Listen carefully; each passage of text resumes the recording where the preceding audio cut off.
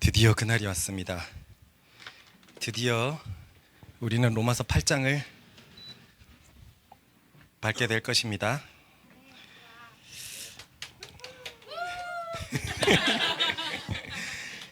민망한 자들이여, 기세가 약했어. 기세가 민망했어. 드디어 우리는 8장으로 들어가는 두 개의 열쇠에 대해서 배웠습니다. 첫 번째 열쇠는 뭐였죠? 따라해봅시다. 내 육신에 죄 있다. 인사할까요? 네 육신에도 죄 있다. 읽어봅시다. 시작.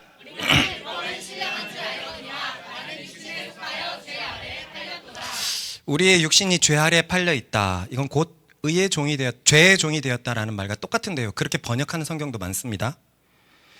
이 내용은 이따가 볼 오늘 8장의 내용에도 적혀 있어요. 거기를 한번 미리 봅시다. 시작. 율법이 육신으로 말미암아 연약하여 할 수 없는 그것을 하나님은 하시나니 곧 죄로 말미암아 자기 아들의 죄 있는 육신의 모양으로 보며 육신의 죄를 정하다. 우리한테는 너무 익숙한 구절이죠. 우리가 맨날 부르는 찬송 중에 한 부분인데 여기 잠깐 보시면은요, 하나님의 아들이 입으실 육신에 대해서 뭐라고 얘기하고 있죠?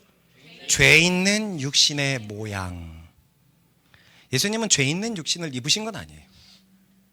예수님은 죄가 없으셨기 때문에, 하지만 그 모양, 그 죄 있는 육신의 모양, 쉽게 얘기해서 사람들처럼 죄를 가지고 있는 육신의 그 모양처럼 육신을 입으셨다는 거죠. 그리고 육신 속에 뭐가 있다? 죄 있다. 죄 있는 육신. 육신 속에 뭐가 있다? 이뤄볼 때 우리의 육신에 죄가 있다는 것은 너무나 분명한 사실입니다. 우리는 경험적으로도 너무나 잘 알고 있어요. 그래서 가장 좋은 그 순간에도 엉뚱한 생각을 하고 있고, 예전에 보면 나래가 아주 행복한 순간에도 죄가 이 행복이 날아갈 거야 하면서 뭔가 두렵게 만들고, 뭔가가 있거든요. 문제는 이 육신에 죄가 있기 때문에 이 육신을 가지고 우리가 하나님을 섬기려고 할 때 죄가 방해한다는 거예요. 그래서 사망의 열매가 맺히게 되는 것입니다. 그 본문 읽어볼까요? 시작. 우리가 육신에 있을 때에는 율법으로 말미암는 죄의 정욕이 우리 지체 중에 역사하여 우리로 사망을 위하여 열매를 맺게 하였더니. 보세요. 우리가 귀한 마음으로 하나님을 섬기고 싶어 합니다. 새 친구 우리 민지가 이제 씨앗에서 1년이 거의 다 돼가더라고요. 여기에서 이제 예수님을 정말 믿음으로 고백하면 우리는 한 가족으로 받을 거예요. 그리고 초반에는 그거 참 좋아요. 뭔가 되게 따뜻하고 막 그렇죠. 승혁이의 그래도 처음에 왔었을 때 반겨준 것, 또 기범이도 처음에 왔을 때 다들 반겨준 것이 너무 따뜻했다고 기억합니다. 그래서 이들과 함께 하고 싶고 하나님을 더 잘 섬기고 싶어요. 잘 섬기고 싶어. 자꾸 몸을 이렇게 이러면서 날 쳐다보고 있길래. 그래서 섬기고 막 하나님을 위해서 이제 잘하고 싶은 마음, 좀 뭔가 이렇게 본격적으로 나 이제 하나님을 위해서 살아야 되겠는데 라고 마음 먹는데, 문제는 우리가 육신에 있을 때는 그런 귀한 마음을 가지고 있다고 하더라도 율법으로 말미암는 죄의 정욕이, 한번 보세요. 어디에 역사한다고 되어 있습니까? 우리 지체가 뭡니까? 우리의 몸에 역사한다는 거예요. 그러니까 우리 몸에 역사한다는 말을 그대로 받으면은요, 우리의 몸에 일하게 한다는 거죠. 역사한다, 일하게 한다. 즉 우리의 몸을 움직이게 만든다는 거예요. 율법으로 말미암는 죄의 정욕이 우리 몸을 움직이게 만든다. 그리고 그 움직임의 결과가 사망의 열매라는 거예요. 왜 육신에 있을 때는 죄의 정욕이 이렇게 율법으로 말미암아, 율법을 통해서 일을 할 수 있죠? 아까 말한 것처럼 우리의 육신이 죄에 팔렸기 때문입니다. 즉 육신에 죄가 있어서 죄의 정욕이 감히 율법을 이용할 수 있었던 거예요. 이해가 갑니까? 네. 읽어봅시다. 시작. 그러나 죄는 이 계명을 이용하여 기회를 엿보아 내 속에서 온갖 탐심을 일으켰습니다. 율법이 없다면 죄는 죽은 것이나 다름없습니다. 죄가 계명을 이용하여 기회를 엿보아 나를 속였고 그 계명으로 나를 죽였습니다. 이게 진짜 무슨 노릇입니까? 이거를 7장을 진짜 잘 아는 게 너무 중요한 게 뭐냐면, 선한 마음을 가지고 하나님의 말씀을 지키려고 해도 연약한 육신 때문에 맺어지는 건 고작 사망의 열매라는 거예요. 선하게 시작했는데 결과가 악하게 된다는 말입니다. 이게 정말 돌아버릴 노릇이죠. 그런데 여기서 계속 한번 짚고 넘어가자면, 사망의 열매만 맺히는 건 아니라는 거예요. 즉 생명의 열매와 사망의 열매가 공존해서 맺혀지는 거예요. 왜 생명의 열매가 맺혀지냐면요, 율법을 행한 것은 사실이기 때문에 그렇습니다. 성경은 율법을 행할 때 생명의 열매가 맺혀진다 그래요. 지금 로마 교인들의 삶을 한번 생각을 해보세요. 이들의 삶은 불신자 때의 삶과 비교할 수 없다 그랬죠. 불신자 때의 삶이 어떤 열매입니까? 사망의 열매예요. 신자 때의 삶은 생명입니다. 그때와 비교할 수 없다는 건 지금 생명의 열매가 있다 없다? 있다라는 말이에요. 이걸 읽어봅시다. 시작. 너희가 그때 무슨 열매를 얻었느냐? 이제는 너희가 그 일을 부끄러워하니 이는 그 마지막이 사망임이니라. 그러나 이제는 너희가 죄로부터 해방되고 하나님께 종이 되어 거룩함에 이르는 열매를 맺었으니 그 마지막에 영생이라. 봐요. 지금은 영원한 생명의 열매를 맺었다는 거예요. 하지만 바울이 분명히 이들의 삶에 생명의 열매가 있다고 보증해 주지만, 이들은 죄를 짓고 있었고 사망의 열매도 맺어지고 있었다는 거예요. 그러니 믿음이 흔들리고 구원이 흔들리는 거죠. 생명의 열매도 있었는데 왜 믿음이 흔들리고 구원이 흔들릴까요? 생명의 열매도, 말씀을 순종한 것에서 오는 생명의 열매도 맺어지고 있는데, 왜냐하면 이때는 사망이 더 임팩트 있게 다가오기 때문입니다. 내가 아직 생명 가운데 거하는 법을 잘 모르기 때문에, 8장의 표현으로 보면 영 가운데 거하는 법을 잘 모르기 때문에 육신 속에서 사망의 삶이 더 크게 보이는 것과 비슷해요. 이게 마치 이렇습니다. 어떤 아이가 꿈과 같은 학교에 입학했어요. 어렸을 때부터 동경의 학교였고 세상이 막 자랑하는 그런 학교에 입학했습니다. 그래서 이 아이는 너무나 좋은 나머지 이 학교 학생으로서 손색이 없게 살아야 되겠다고 마음먹었습니다. 좋은 마음입니까? 네. 좋은 마음이죠. 그런데요, 이 학교 학생의 삶은 그리 수월한 게 아니었어요. 모두에게 칭찬받는 이 자랑스러운 학교의 삶은 생각보다 규율이 엄격했습니다. 그래서 갖은 노력에도 불구하고, 이 아이의 선한 마음에도 불구하고 이 학교의 규율에 도달하지 못한 거예요.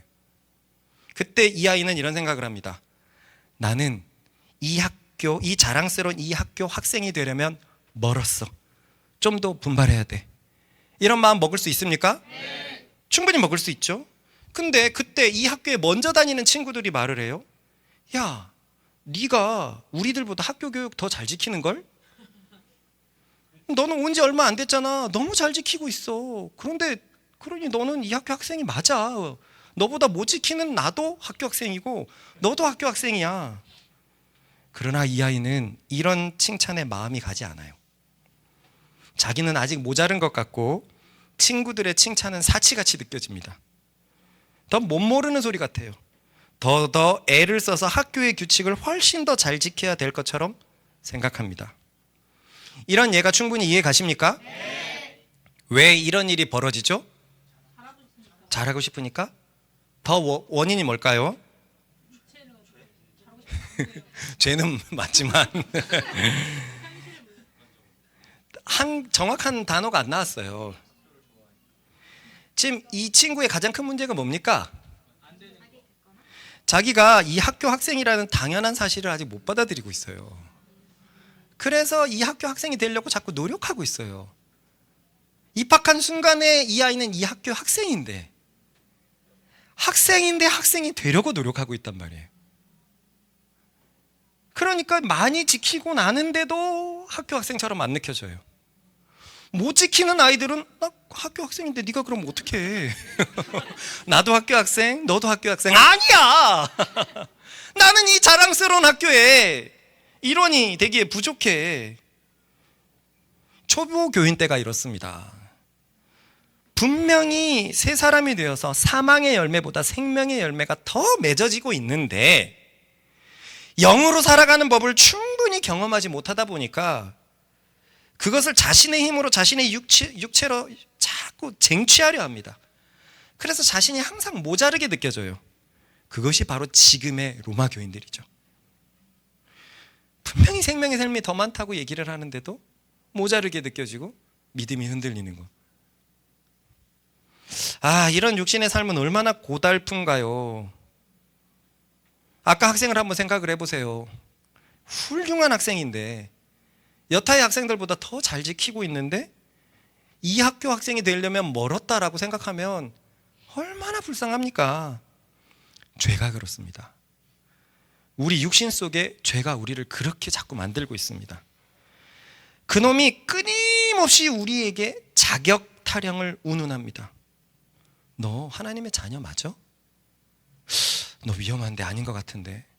너 심판날에 괜찮겠어? 너 하나님 무섭지 않아? 너 그렇게 살아서 되겠어? 너 아닌데.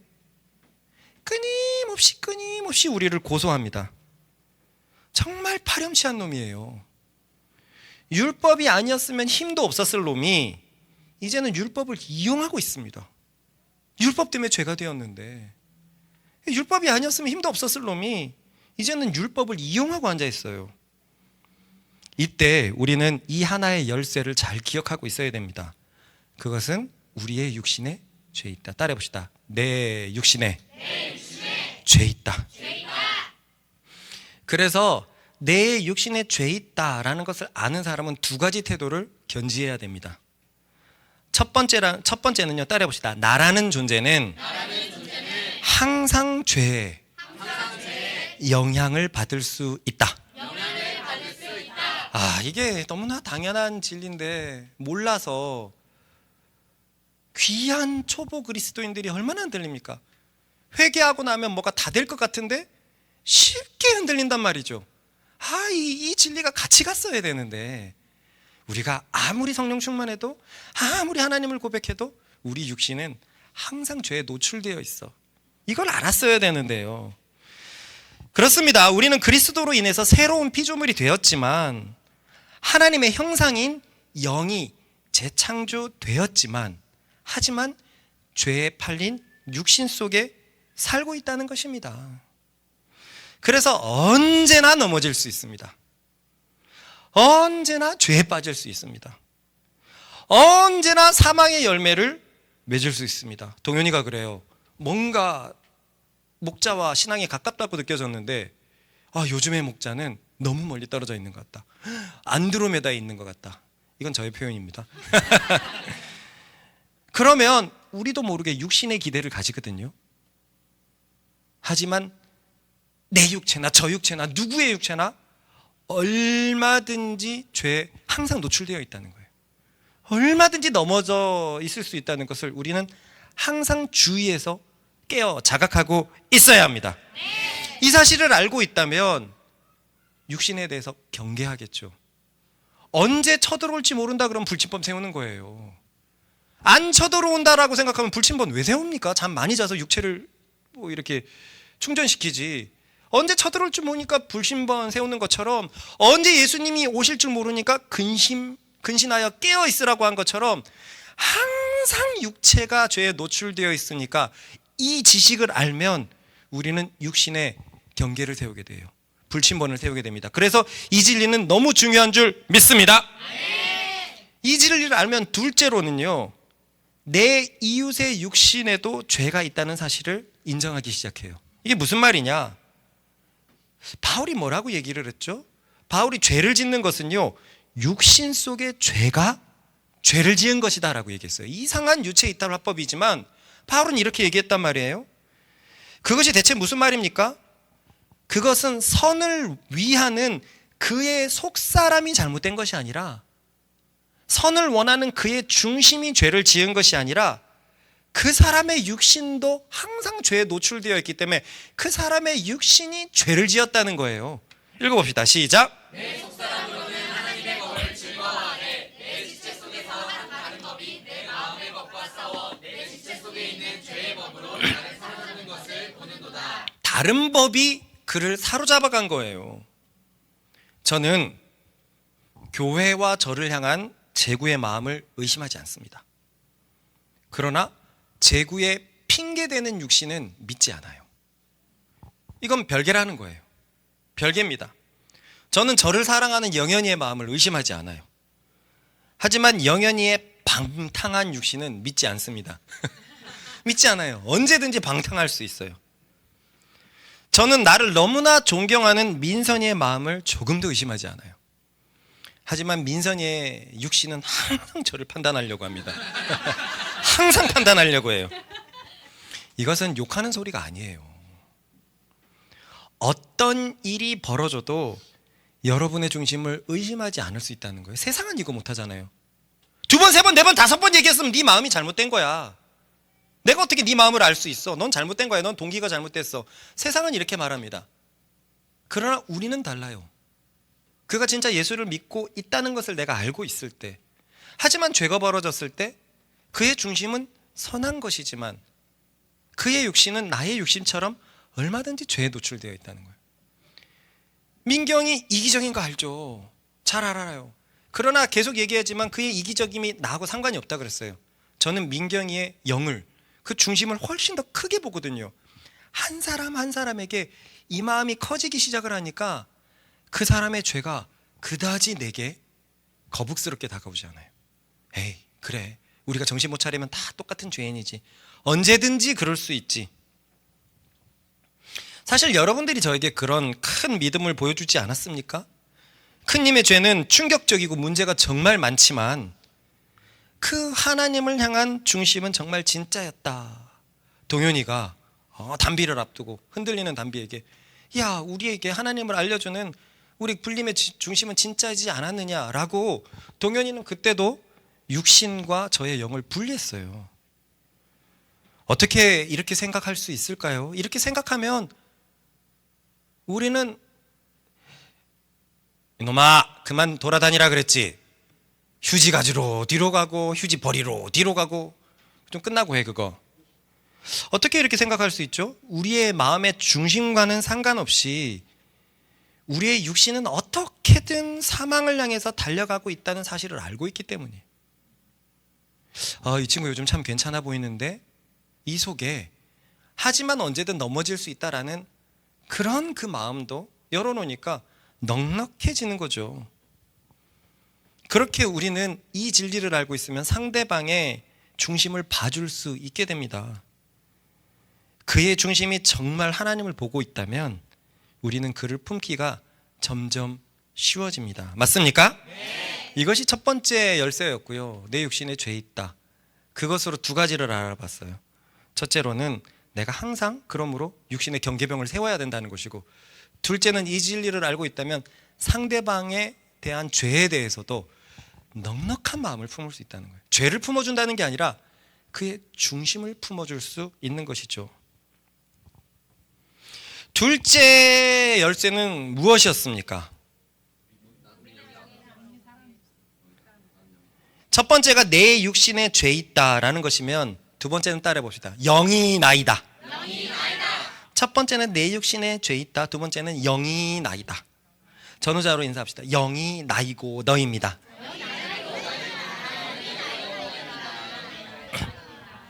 어릴 때를 생각해 보면 우리의 머릿속에 정말 잘못된 지식이 하나 들어온 게 있어요. 그것은 천사와 악마가 나를 두고 싸우는 거예요. 예, 도와줘야지. 야, 여기서 취해 막 하는 이게 있어요. 우리는 그것 때문에 뭔가 자연스럽게 선과 악 중에서 우리의 선택이 너무 중요하다는 것을 뭔가 받아들이고 있어요. 즉, 우리의 삶은 우리의 선택에 달렸다는 거죠. 이 세상이 얼마나 좋아하는 단어입니까? 네 학이 달렸어. It's upon to me. 나 하기 나름이야. 이게 육신의 생각의 절정이거든요. 육신적인 것이 무엇이었죠? 나의 힘으로, 나의 능력으로, 나의 의지로, 내 지식으로, 내 감정으로 하는 것이 육신적으로 하는 거였어요. 그러니 이렇게 내 의지로 뭔가 선택한다는 것은 정말 다분히 육신적인 삶이었습니다. 그런데 우리의 삶이 우리의 선택에 달려있다? 그리스도인이라면 절대 받아들일 수 없는 것이죠. 선택은 육신적인 건데, 내가 뭔가를 결정한다는 것은 육신적인 것인데 우리의 삶이 우리의 선택에 달려있다? 진짜 위험한 소리죠. 그렇습니다. 우리의 삶은요, 그리스도인의 삶은 우리의 선택에 달려있지 않습니다. 그럼 무엇에 달려있을까요? 우리의 믿음에 달려있습니다. 믿음. 예전에는 잘 모를 때는요, 믿음도 우리의 선택이 아니었나요? 가만히 생각해보면 믿음 우리의 선택이 아니에요. 가난한 자의 그냥 살기 위한 몸부림이지 우리의 선택이 아니에요. 내가 죽게 생겨가지고 떠내려가고 있는데 이걸 잡으면 살 수 있는데 이걸 잡고 말고가 선택입니까? 죽은 사람이 떠내려가는 손이 걸려가지고 그냥 산 거지. 믿음은 우리의 선택이 아닙니다. 우리에게 주신 하나님의 은혜에 협력하는 거예요. 그렇습니다. 그리스도인 삶은 선택에 달려있지 않습니다. 우리의 믿음이 우리가 원하는 그 삶으로 이끌어 줄 것입니다. 읽어봅시다.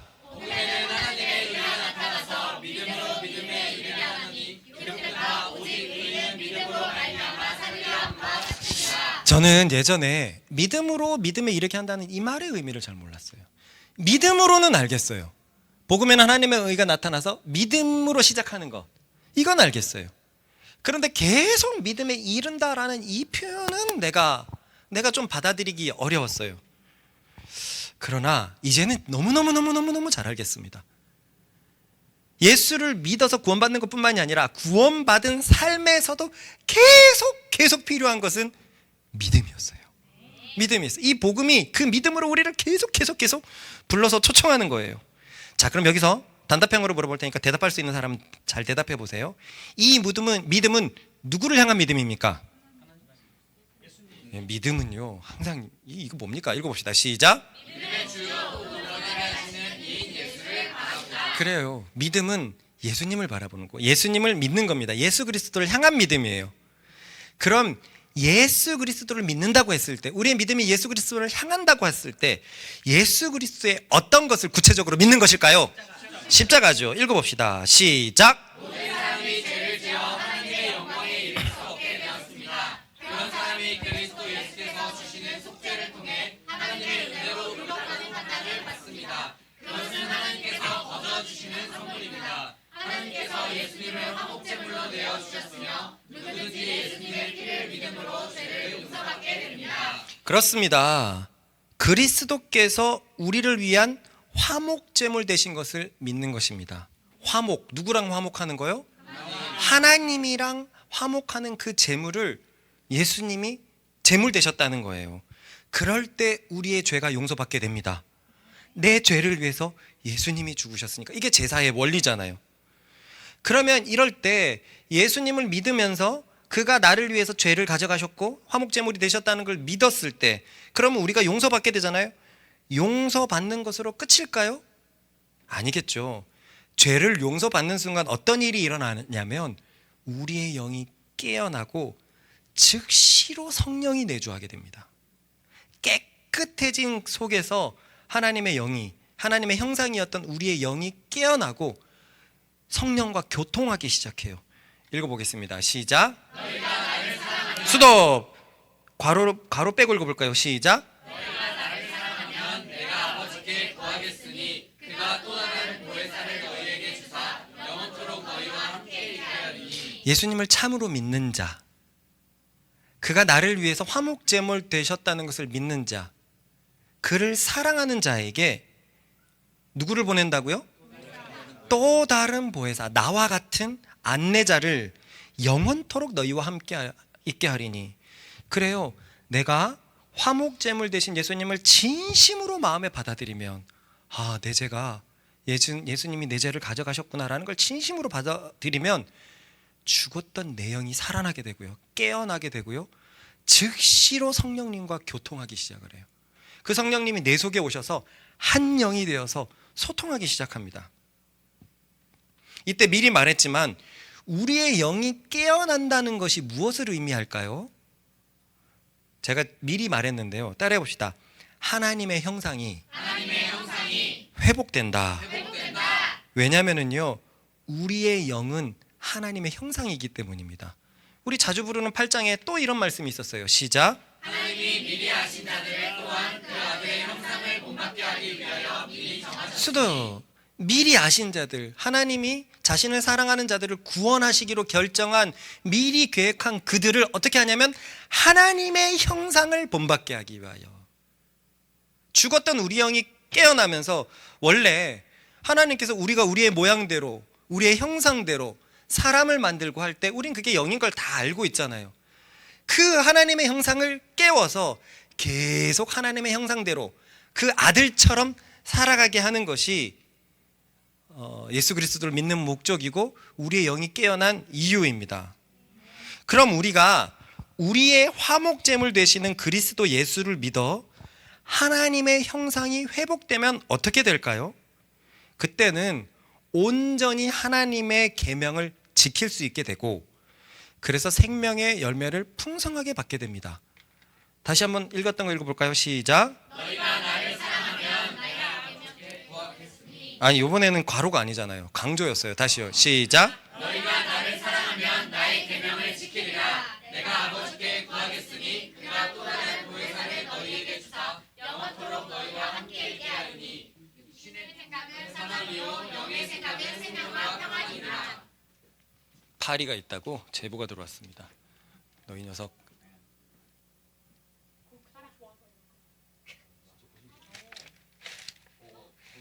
한 번에 안 죽네.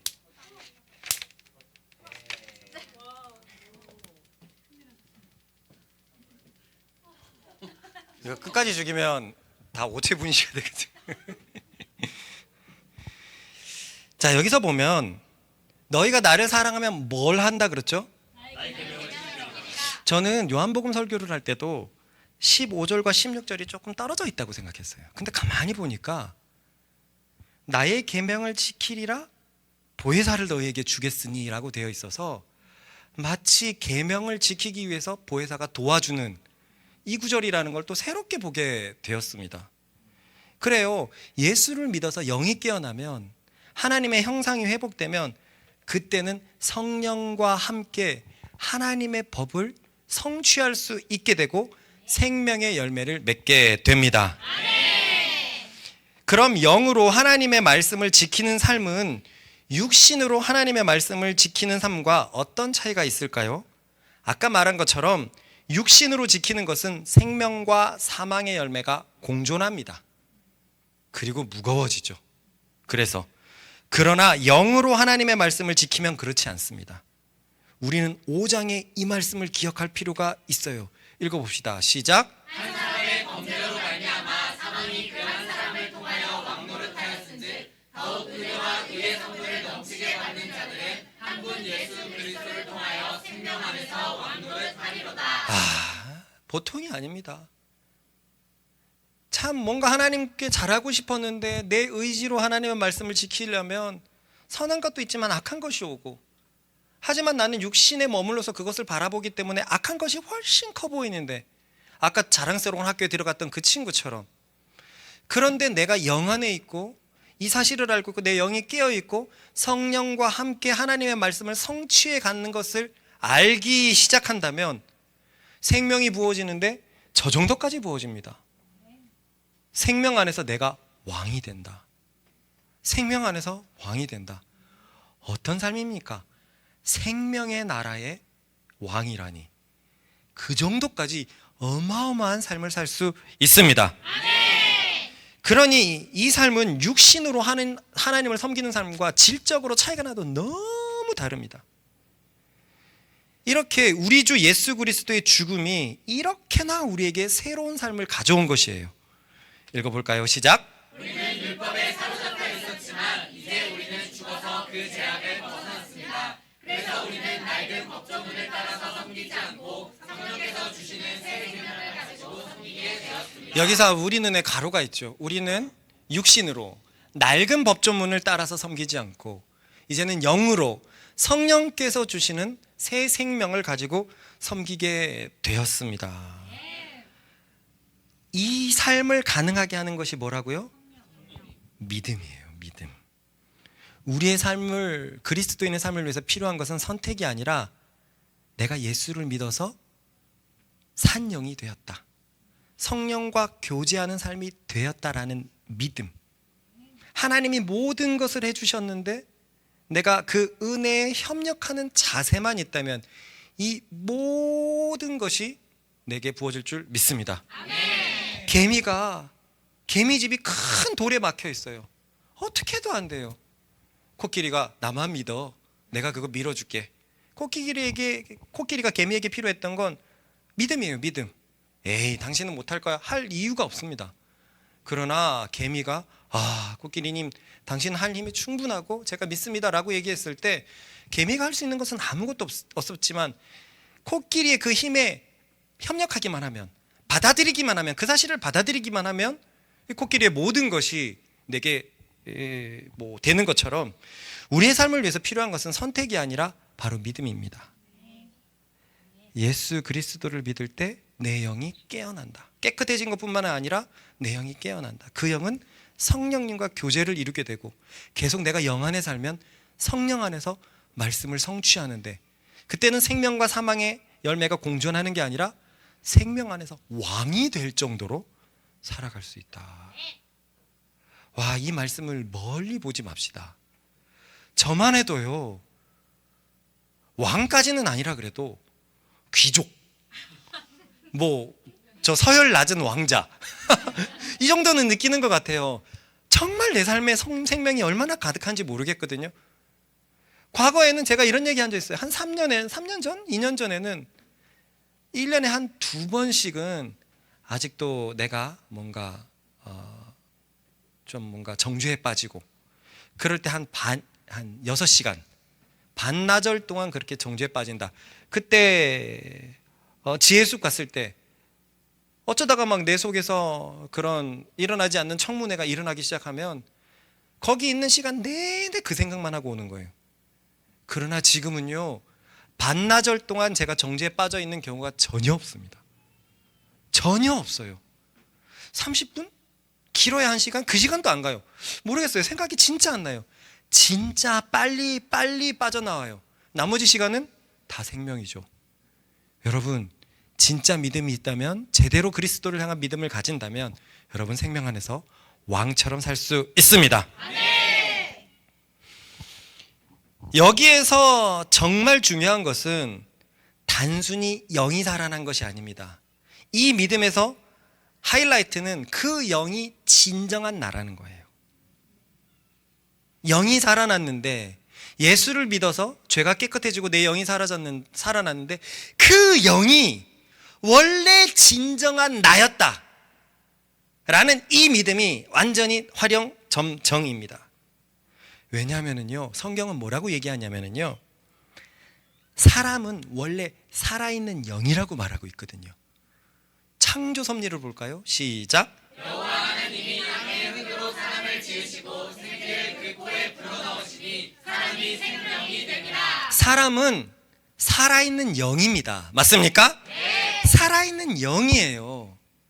그러니까 하나님께서 형상대로 창조하셔서 내 영, 살아있는 영으로 하나님과 교제를 하면서 살아갈 수 있는데, 이것이 하나님이 우리를 만든 원래의 나인데, 우리가 주기도문에서 우리를 향한 뜻이 하늘에서 이루어진 것처럼 땅에서도 이루어지다라고 얘기할 때 그 하늘에서 이루어진 그게 원래 하나님의 만드셨던 진정한 나인데, 죄가 죽어서 하나님의 형상이 죽어버렸어요. 하나님이 원래인 내가 죽어버렸어요. 근데 예수님을 믿고 그 영이 살아났다는 것은 내 영이 살아났다라는 개념보다 원래의 내가, 참 내가 살아났다는 의미라는 것을 이제 이해하시길 바랍니다. 네. 그러므로 내 속에서 악을 원하는 나는 육신이고요, 선을 원하는 나가 진정한 나, 속사람, 곧 영입니다. 그러니 악을 원하는 나, 육신은 내가 아니란 말이에요. 그건 죄예요. 육신은 죄예요. 그래서 우리는 죄와 나의 선택 중에서 뭐를 선택하는 게 아닙니다. 이 개념은 계속 내가 뭔가를 해야 돼요. 영이 나란 말이에요. 영이 진정한 나고 육신은 내가 아니에요. 내가 아닌데 그걸 왜 선택합니까? 사인을 했는데 아무리 봐도 내 사인이 아니에요. 이건 내가 한 게 아니에요. 그 죄가 사인을 한 거란 말입니다. 영이 나란 말이에요. 영이 나. 그 사이에 껴있는 나가 내가 아니라 예수를 믿으면서 진짜 내가 살아난 것입니다. 그러니까 선택이 필요한 게 아니라 진짜 내가 살아났다는 그 믿음이 우리에게 필요합니다. 두 번째 열쇠가 이거였어요. 내 육신에 죄 있다. 그리고 영이 나이다. 이 열쇠가 필요했던 것입니다.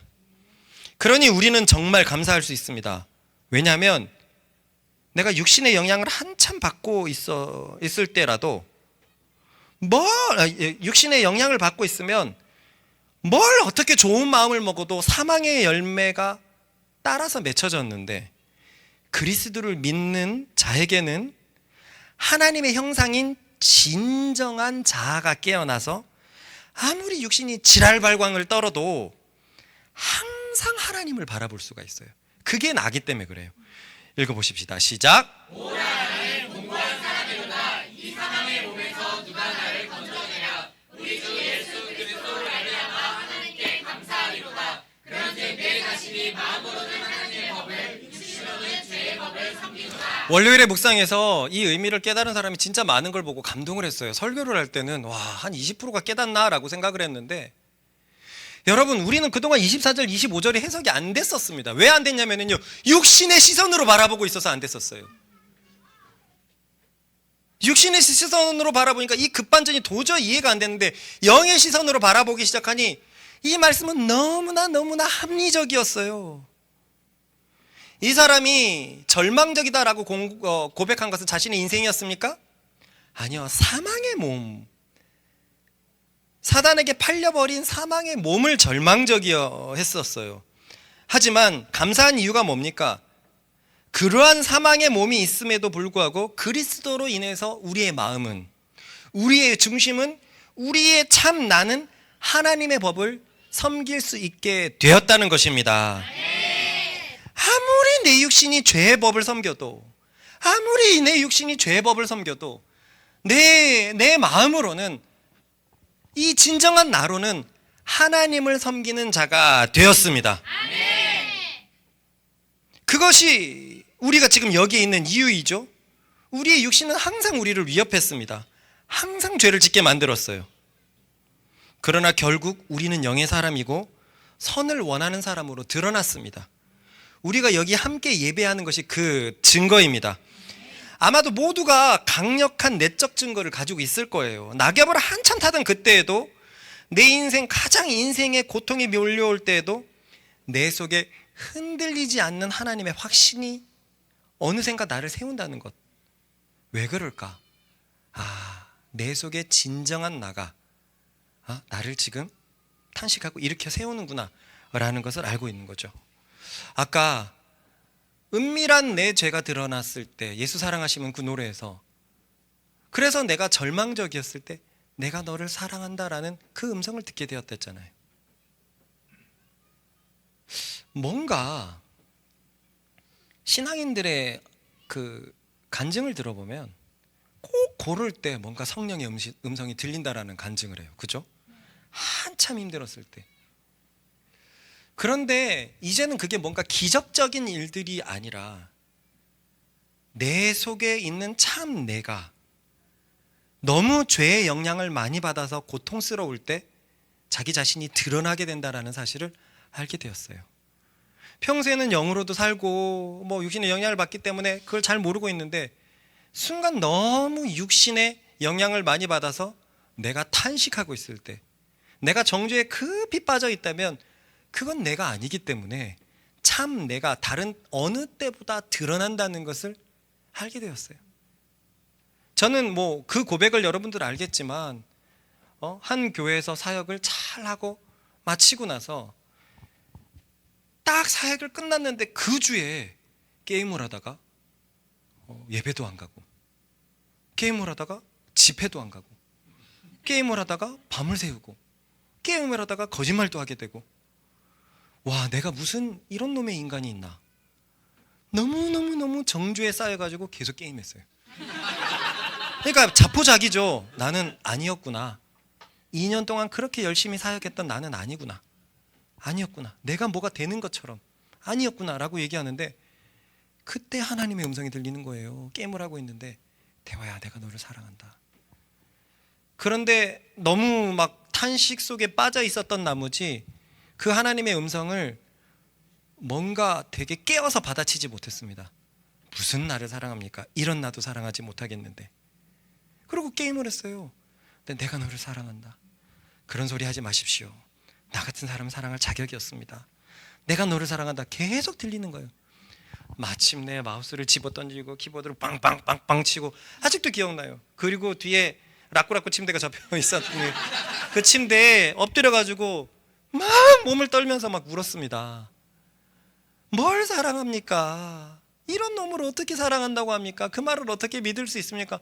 엉엉엉엉 울었어요. 그런데요, 수십 차례 들리는 거예요. 내가 너를 사랑한다. 내가 너를 사랑한다. 내가 너를 사랑한다.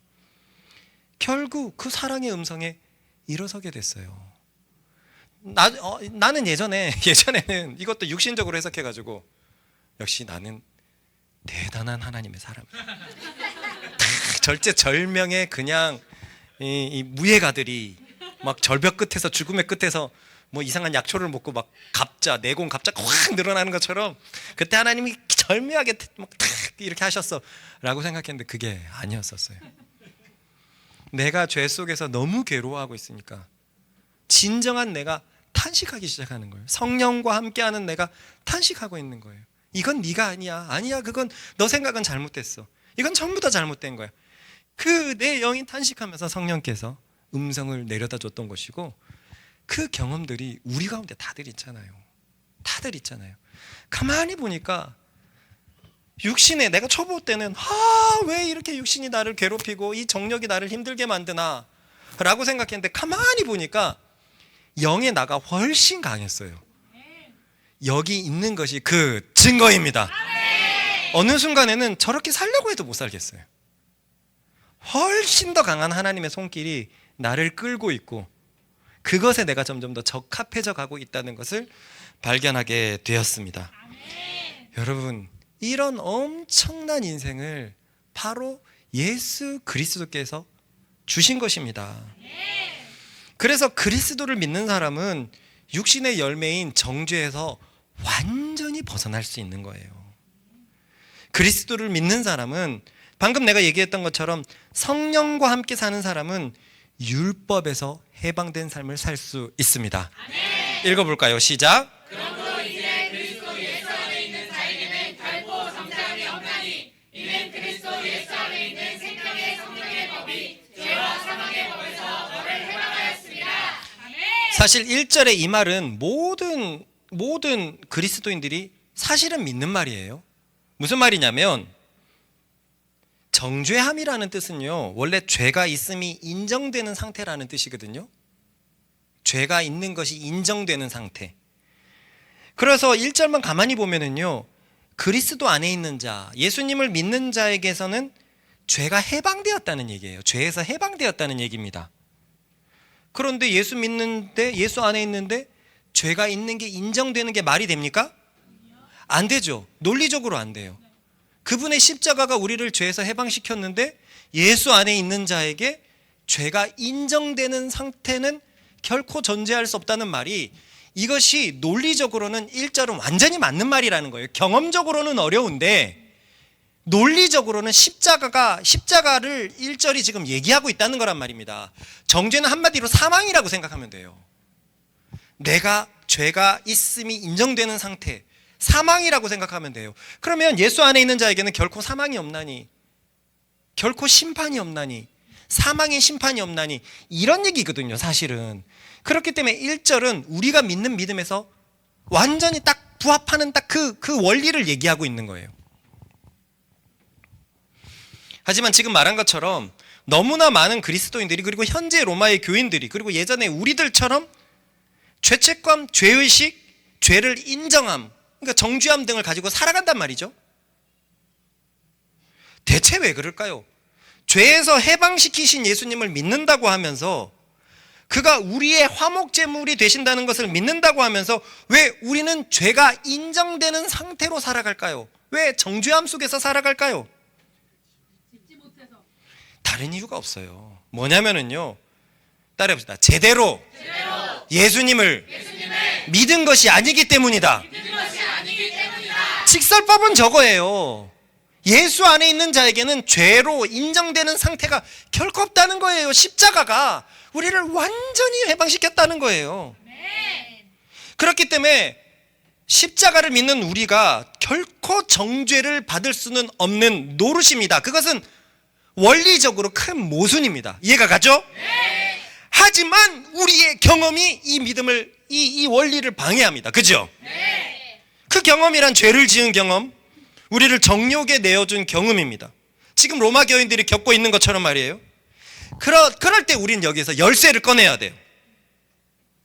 그 죄를 지은 경험은 내가 한 것이 아니라 타락한 육신이 한 것이다. 그것은 진정한 내가 아니다. 잠깐 어쩔 수 없이 내가 거하는 집일 뿐인데 그 집이 타락해 있고 그 집에 죄가 있어서 그 집이 한 것이다. 성경은요, 그 어디에도 육신을 나로 얘기하고 있지 않아요. 고린도서 묵상에도 나오거든요. 읽어봅시다. 시작. 만일 땅에 있는 우리의 장막집이 무너지면 하나님께서 지으신 집 곧 손으로 지은 것이 아니요 하늘에 있는 영원한 집이 우리에게 있는 줄 아느니라. 여기에서 장막은 우리의 육신을 말하거든요. 땅에 있는 우리의 육신이 무너지면 하나님께서 지으신, 손으로 지으신 것이 아닌 하늘에 있는 영원한 육신, 신령한 몸이 우리에게 있는 줄 아느니라 라고 얘기를 하고 있어요. 집이랍니다. 집. 우리의 육신은 집이라는 거예요. 이 육신이 우리로 하여금 죄짓게 하는 것입니다. 그래서 참된 우리의 나, 영은 탄식을 하게 되는 거예요. 왜냐하면 이 영은 하나님과 교통하고 소통하지만 이 영이 살고 있는 집이 형편없기 때문입니다. 이거를 이어지는 구절에 이렇게 되어 있거든요. 시작. 참으로 이 장막에 있는 우리가 짐진 것 같이 탄식하는 것은 이 장막에서 우리의 영이 막 무거운 짐진 것처럼 탄식하는 겁니다. 나는 깨끗하게 되었는데, 목욕을 아주 제대로 했는데 집이 더러워요. 집이. 나는 깨끗하지만 내가 살고 있는 집이 더러워요. 이게 이 땅에서 살고 있는 우리의 현실이기 때문에. 그러니까 탄식하는 거예요. 그러니까 바울이 몸의 구속을 기다리는 거죠. 그래요. 내가 살고 있는 이 집이 타락해서 이 육신이 죄를 짓는 겁니다. 그리고 여기에서 하나의 열쇠를 더 꺼냅시다. 진정한 나는 이 육신이 아니라, 계속 말하지만 하나님의 형상으로 지어진 우리의 영이 진정한 나라는 사실이에요. 그리고 우리는 경험으로부터 우리의 영이 하나님을 항상 바라고 있다는 그 내적 증거도 있단 말이죠. 그 영이 바로 우리의 참다운 나입니다. 그러니 예수님을 믿어서 진정한 나인 하나님의 형상이 깨어났다는 것을 믿는다면 우리는 더 이상 육신으로 생각지 않게 될 것입니다. 그 육신의 영향을 받아서 비록 죄를 지었다고 해도 그것은 내가 한 것이 아니기 때문입니다. 예를 들어서 어떤 교활한 자의 유혹 때문에 내가 나쁜 짓을 했다고 합시다. 결과적으로 사망의 열매가 맺어졌습니까? 네. 교활한 자의 유혹에 넘어가가지고 제가 나쁜 짓을 한 거예요. 결과적으로는 나쁜 열매가 맺어졌어요. 그러나 너무나 기쁜 소식이 있습니다. 우리의 재판장 되시는 하나님은 우리의 중심을 정확히 하신다는 거예요. 우리의 중심은 그러지 않고 싶었다는 거예요. 우리의 중심은 교활한 유혹과는 상관없이 살고 싶고, 우리의 중심은 항상 의를 노래하고 사랑하고 싶은 중심이라는 것을 우리의 의로우신 재판관은 정확히 알고 있습니다. 하지만 문제는 어쨌든 사망의 열매가 벌어졌다는 거죠. 여기에 더 기쁜 소식이 있습니다. 그 사망의 열매, 우리의 타락한 육신이 지은 사망의 열매, 그래서 율법이 너는 사망이야 라고 정죄된 나에 대해서는 그리스도께서 이미 죄값을 치르셨습니다. 아멘. 할렐루야. 아멘. 그러니 육신의 눈으로는 참 아쉬운 결과를 맞이하게 되어도 하나님은 그렇기 때문에 얘야, 영에 거해야 된다. 그러한 육신에 너를 맡기지 말아라. 네가 너무 아프지 않느냐? 진짜 네가 너무 탄식하지 않느냐? 그건 너가 바라지 않는 삶이 아니더냐? 그러니 얘야, 육신에 너를 맡기지 말고 영 안에 계속 거해라. 이것이 우리 아버지의 마음입니다. 그렇기에 예수님을 제대로 믿는 사람은 결코 정죄함에 빠질 수 없어요. 율법을 이용하는 죄의 법에 자유할 수밖에 없습니다. 그 죄의 법, 정죄하는 죄의 법은 예수께서 이미 치르셨잖아요. 7장의 주제가 뭘로 시작했습니까? 그 율법에 대해서 죽었다는 거예요. 죄와 사망의 법, 나를 정죄하는 그 법에 대해서 우리는 이미 죽었어요. 할렐루야. 우리의 육신은 그의 육신이 나 때문에 대신 죽어가지고 우리를 정죄하는 죄와 사망의 법은 상관이 없습니다. 이 사실을 믿는 자, 이 사실 안에 있는 자는 항상 생명의 성령의 법에서 해방된 삶을 살 수 있습니다. 죄가 율법을 이용했고, 아니야, 너는 이걸 못했잖아. 왜 그래? 난 예수님 믿거든. 그가 그의 육신으로 내가 할 수 없는 것을 이미 하셨잖아. 그가 할 때 내가 그의 안에 연합되어 있었는데 왜 그래? 그건 이미 해결된 것이잖아. 이 믿음이 있다면, 예수 안에 있는 이 믿음이 있다면 결코 정죄함을 받을 수 없습니다. 예수 안에 있는 자에게는 결코 죄가 인정되는 상태가 용인될 수 없습니다.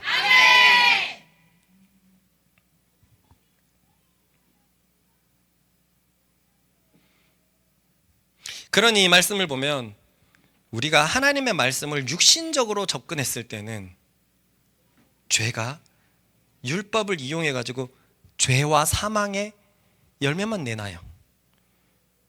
하지만 우리의 육신이 참으로 하나님의 말씀을 지키는 것을 이 육신은 사사건건 방해하지만, 그래서 육신으로는 하나님의 법을 온전히 지킬 수 없지만 너무 좋은 소식이 있죠.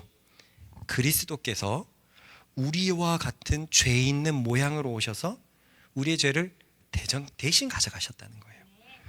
그래서 우리를 향한 율법의 요구가 이미 이루어졌습니다. 담비야, 너 또 여기서 게을렀잖아. 너 언제까지 그럴 거야? 담비야, 너 담뱅이. 왜 담뱅이라고 불려?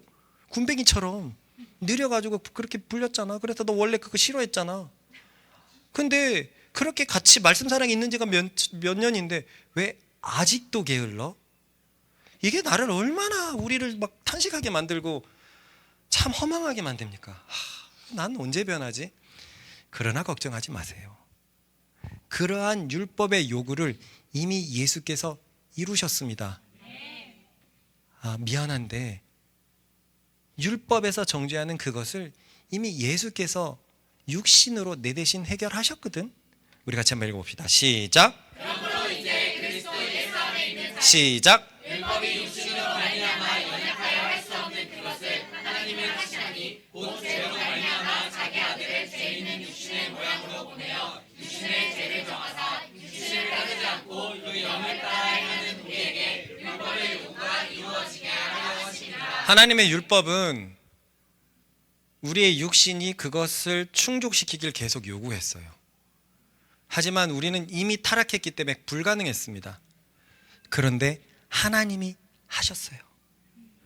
율법이 타락한 육신을 통하여 연약하여 할 수 없던 걸, 율법을 성취할 수 없던 걸 타락한 육신 때문에 하나님이 하셨습니다.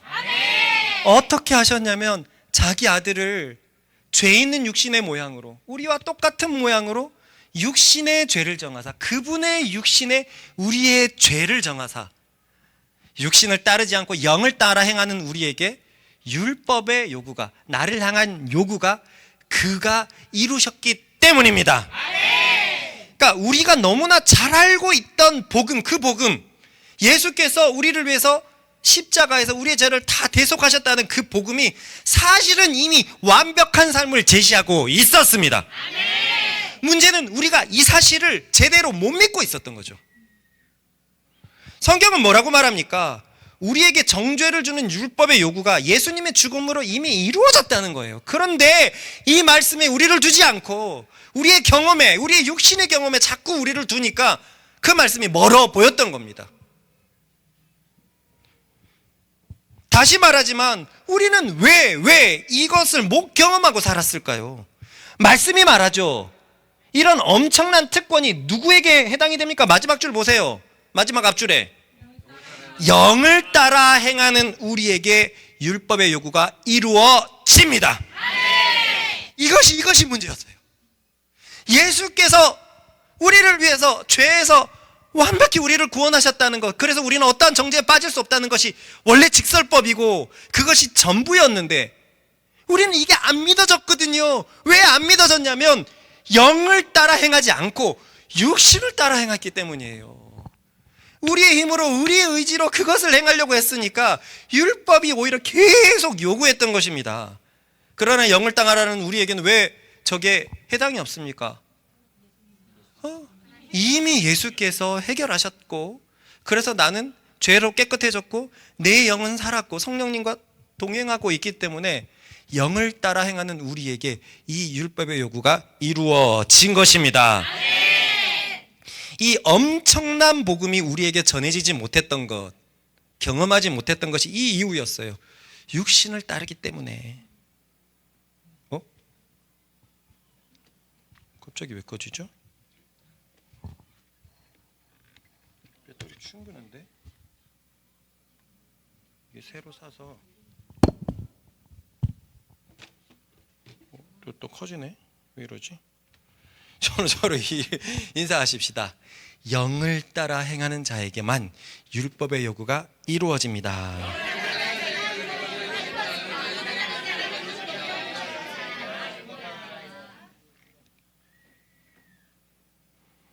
그러니 8장이 너무 중요했던 것입니다.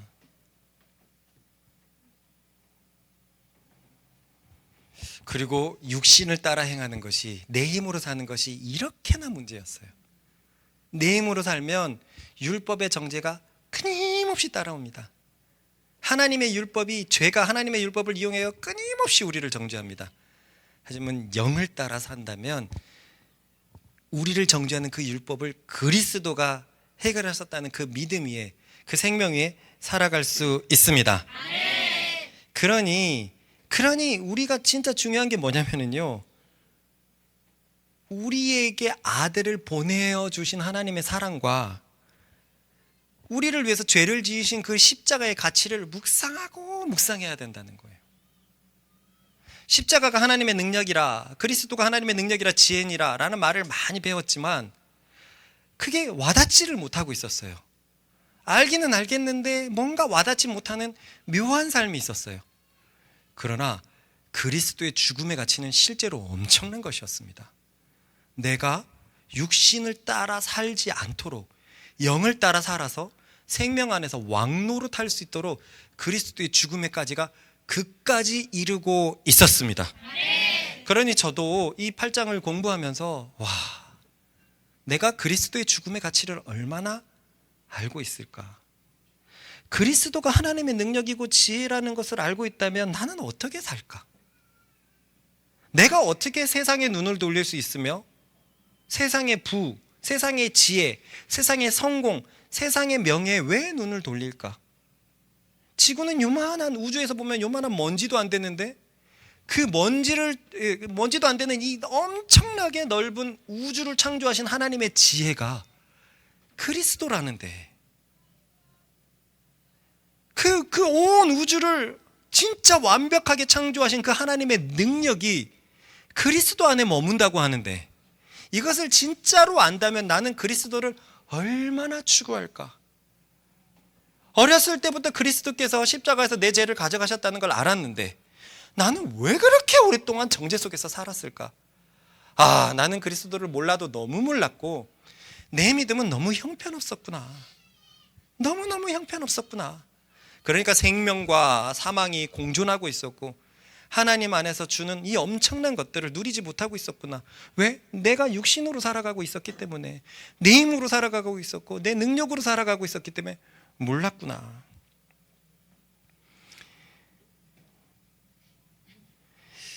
그렇습니다. 그렇기 때문에 우리의 신앙은 다시금 하나님의 능력과 지혜되는 그리스도의 십자가로 돌아가야 됩니다. 그 의미를 깊게 깨닫게 된다면 그럴 때 우리에게 오신 성령께서 우리의 영을 통하여 자유한 삶을 마음껏 누리게 하실 것입니다. 진리를 알지니 진리가 너희를 자유케 하라 그랬잖아요. 알고 보니까 우리가 살면서 막힌 게 정말 많았거든요.